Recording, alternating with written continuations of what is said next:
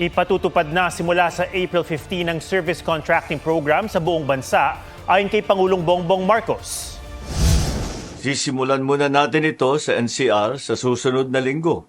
Una sa Commonwealth, palalawakin natin ito sa mga susunod na araw sa Quezon Avenue, Espanya, Zapote, A. Bonifacio, Rizal at Marcos Highway hanggang mapalawak natin ito sa buong bansa. Sa ilalim ng programa, babayaran ng gobyerno ang mga operator at driver ng 40 hanggang 100 pesos kada kilometrong biyahe. Dagdag ito sa kanilang kita. Saklaw nito ang humigit kumulang 50,000 sasakyan, 1,000 operator at aabot sa 15 milyong pasahero. Nakatuon ang mga ruta nito sa mga lugar na may koneksyon sa mga tren at mga pangunahing ruta ng mga bus.